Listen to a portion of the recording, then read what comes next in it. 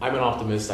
Joe sounds like an optimist as well. I think, what we're seeing is that the trend is up. I think the level of awareness is in a greater place than it's been in a very long time. I think part of it is fostered by just the immense amount of communication there is nowadays in multiple forms of media. I think you can't even avoid not hearing about it. My 8-year-old daughter understands this now at this point. So I think the trend toward moving back down toward the city. Obviously, we've had our sort of hiccups here in the last few months, but an awareness of the environment, an awareness of the qualities of living in a denser urban setting. A comfort level with density. I mean, density is a touchy subject, in a number of communities. But when people understand the benefits and the qualities that are added to it, they become evangelists themselves. And so you sort of have this semi-grassroots movement kind of spreading by word of experience, I think. And I think it's a critical thing. So 20 years down the line, I mean, an optimist says that, if things are pointing in the right direction and we're introspective about some of the mistakes that we've made, and I think that's a good thing. I think we're seeing that, innovation is what's going to drive, and the appreciation of possibilities is what's going to drive the path to sort of a sustainable lifestyle.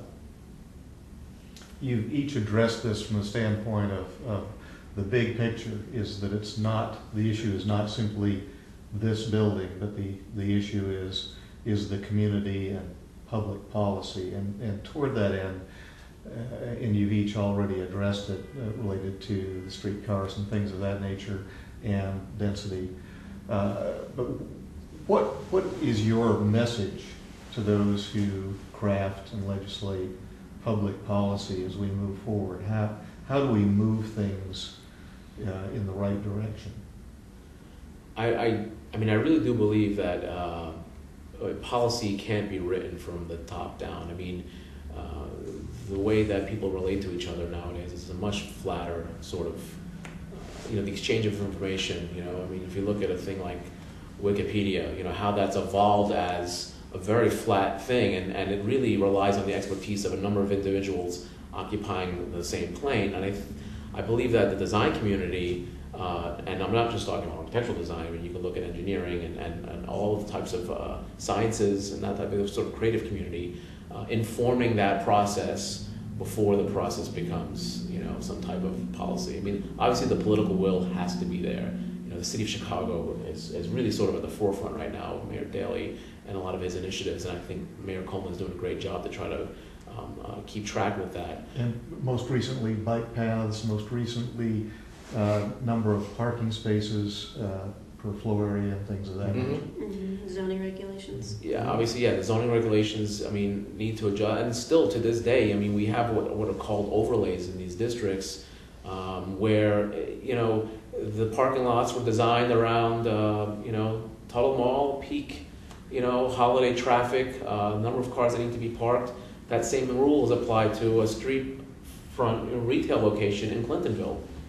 So those types of changes, having people understand that density is and an approach to it is a reasonable proposition, is a critical one. Yeah, to reinforce that, if you look at most political movements, any politician who's out there on the bleeding edge has a zero shelf life. Most political movements have come from grassroots efforts, and a savvy politician will step to the front of that already existing mass movement.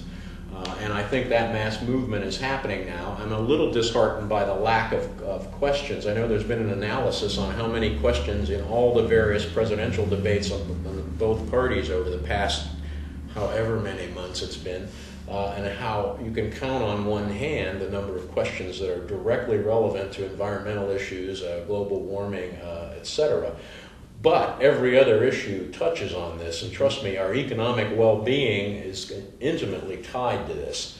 So once again, I think it's going to come from the bottom up, not the top down, And I think we've already seen, and it's possible, again, we just have to keep having examples. Where Dell Children's sits, the former airport, is a 722-acre brownfield site where every building built on that 722 acres has to be at minimum LEED certified. And that includes Best Buy, Starbucks, and any number of other kinds of buildings that you would never think normally are. So it is possible, it is feasible, and all you got to do is look at the rising energy costs, and it does make sense. So I think the political will be there. It's just a question of doing this in time, and we have to figure out how we can evolve as a culture out of where we've been and see how it can happen. Again, it's not something that you can snap your fingers and have change instantly. It's taken all the years since World War II to get us into this predicament, and we don't have that many years to evolve back out of it. One key question that continues to arise, and I think, Mike, you addressed it earlier, is the distinction between LEED certification and essentially doing the right thing, doing the socially responsible thing. And some major entities have made a conscious choice not to seek LEED certification, but have approximated all of the metrics that you've identified of LEED certification. Can you again counsel others as to LEED or not LEED as you move forward? I mean, I really, whatever you do to make a green building, whether it's LEED or not, really doesn't matter. There's a lot of steps that you have to go through and a lot of costs that an owner sits there and goes, why should I spend 6 figures documenting something when I could put that money into something else that actually makes for a greener building? I guess the good thing about LEED is it prevents greenwashing, because you look at even a lot of consumer products that label themselves as green, and anybody can say they're green, so it really does give us a yardstick. And there are socially conscious things that are tied into LEED. It's not just a nuts and bolts kind of an engineering amoral thing. I mean, it really has things in it that I believe in and imply a lot of the doing the right thing.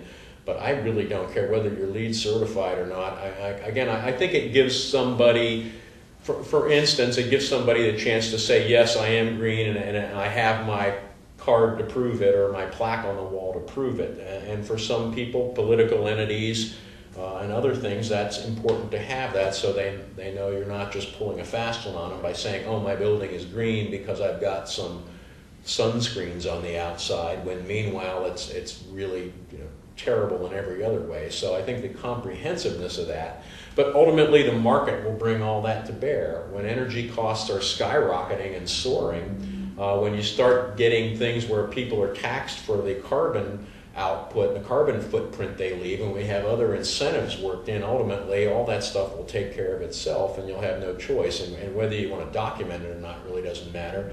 There will be automatically incentives built in, so it doesn't really matter to me whether a client wants to be LEED certified or not, just so long as they follow principles. And I've seen us get so far away from that.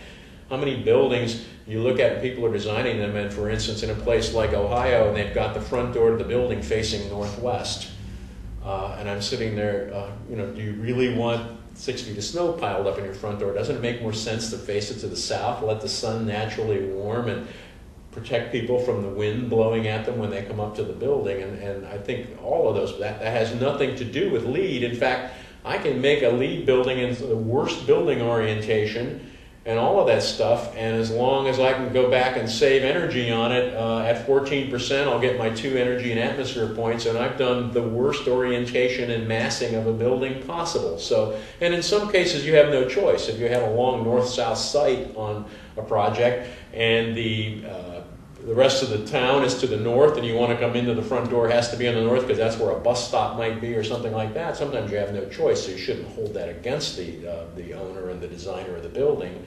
But nonetheless, there's a lot of things that LEED simply doesn't even address that are basic issues to architectural design, sustainable or not. I mean, I don't care about energy. I don't want the snow piling up at my front door, and I don't want to be blown away by the wind on an entrance to a building, whether it's sustainable or not. That's just good design.